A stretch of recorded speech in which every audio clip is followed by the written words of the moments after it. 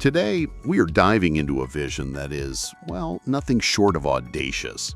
We're talking about a plan to build an entire city from the ground up, all for one single purpose: to completely re-anchor and reshape the entire global gold industry. All right, so you're probably looking at this and wondering, what exactly is that? What we're seeing here is the grand vision for Global Gold City.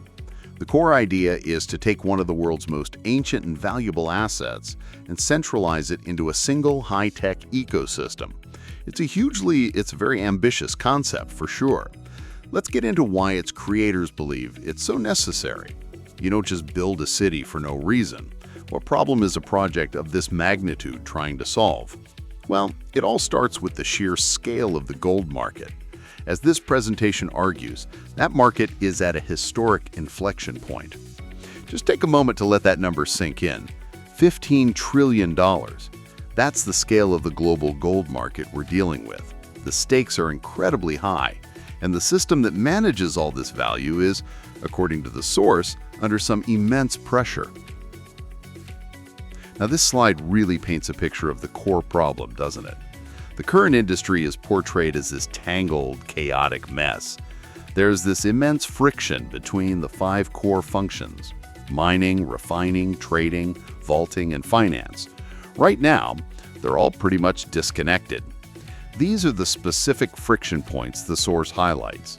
We're talking about mining industries where you can't really see what's going on, flawed infrastructure, and a pretty big argument that traditional hubs like Zurich and Dubai are struggling to meet modern demands. Things like ESG-compliance. Investors want to know their gold is sourced ethically and sustainably. They want full traceability, and they want support for gold's new role as a cross-border currency. All of this friction, it leads to what the presentation calls the global gold paradox. This is a fundamental shift in what gold is in the 21st century, and it really underpins the entire rationale for this project. Here's the crucial point. On the left, you've got gold as a big C commodity, a physical thing you trade. But on the right, you see how it's evolving into a bigger C currency, a global valuation anchor that's used for cross-border settlement. The problem is the old fragmented system we have now was built for the world on the left, not the one that's emerging on the right. If the problem is fragmentation, what's the proposed solution? Well, it's pretty much the complete opposite. A single vertically integrated ecosystem that's designed to unify the entire industry. Here it is, the answer as presented in the source material. Global Gold City. The plan is to build it in Mattannur, Kerala, India. It's designed to be the world's first fully integrated gold ecosystem. The mission statement is about as clear and ambitious as the project itself: to take all those tangled separate parts of the gold industry and finally bring them together in one place. How would this integration actually work? Well, it starts with the physical supply chain, connecting everything from the mine and the refinery all the way through the complex logistics of valuation and global trade. Then you layer on the financial and institutional frameworks. We're talking the bullion exchanges, insurance providers, worldwide associations, and even the bullion bankers who finance the entire trade. And finally, the integration goes all the way to the human element and the final product, including the university for skill training, jewelry manufacturing, manufacturing equipment suppliers, and even retail. It's a complete end-to-end model. Okay, a system this ambitious needs an incredibly solid foundation. So how is it designed to build trust in a market where trust is quite literally everything? The source material lays out a model built on 3 core pillars. Here they are. First, you have physical integrity, which is all about ensuring the gold itself is pure and ethically sourced. Second is digital liquidity, creating a seamless 24/7 global marketplace. And third, human capital, developing the skills to future-proof the industry. So let's start with physical integrity.